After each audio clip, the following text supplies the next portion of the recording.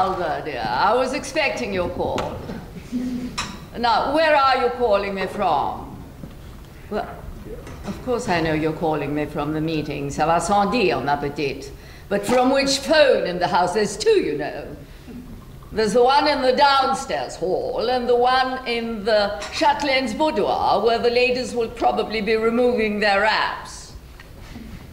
Oh, you're on the downstairs, are you? Well, I presume that the daughters will have assembled, so go upstairs and call me back from there, as I want to talk with a little more privacy, dear, and I want to make my position very clear before the meeting commences.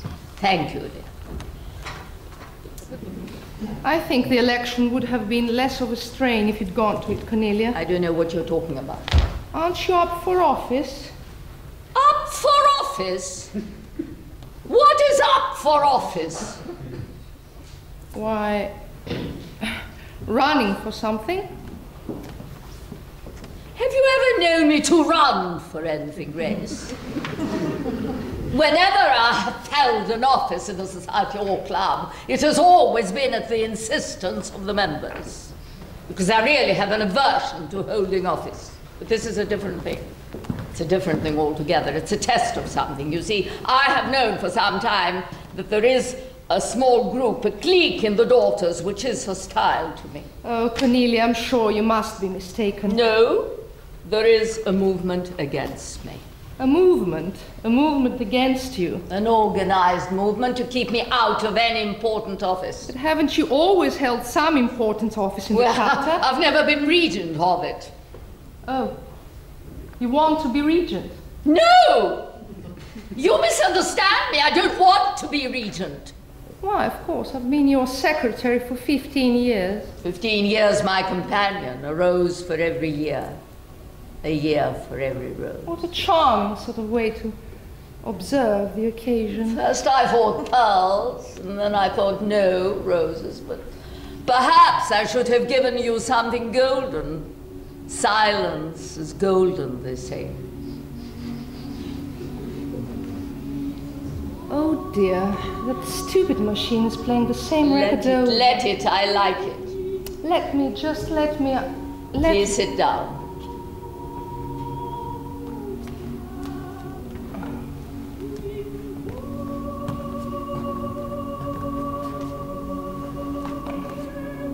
It was 15 years ago this very morning, on the 6th day of November, that someone very sweet and gentle and silent, a shy little, quiet little widow, arrived for the first time at 7 Edgewater Drive. The season was autumn, and I was raking dead leaves over the rose bushes to protect them from frost when I heard footsteps on the gravel. Light, quick, delicate footsteps arriving like spring in the middle of autumn. I turned round and sure enough, there spring was. A little person so thin that light shone through her as if she were made of the silk of a white parasol.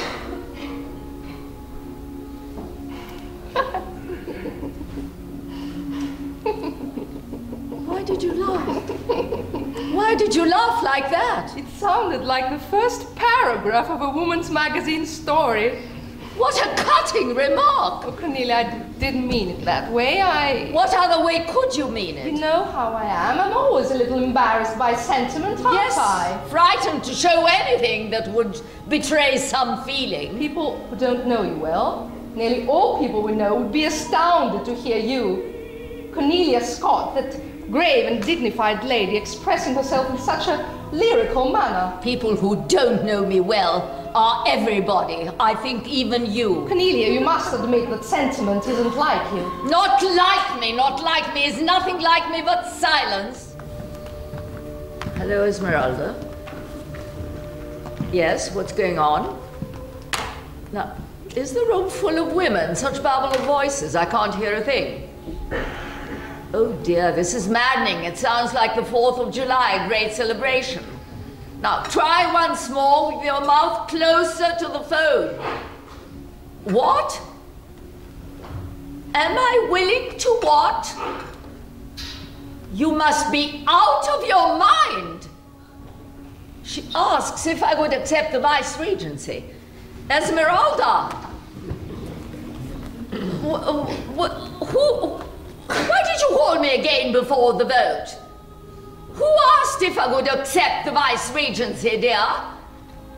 Oh, Mrs. Colby, that treacherous witch.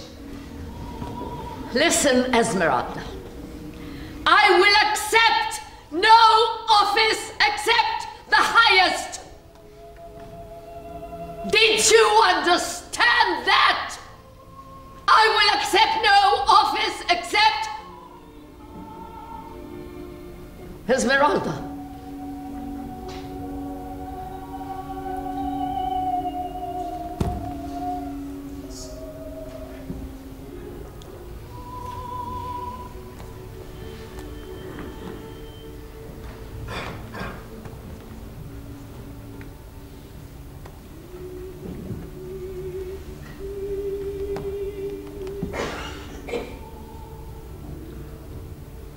Notebook and pencil. Notebook and pencil. I have to dictate a letter.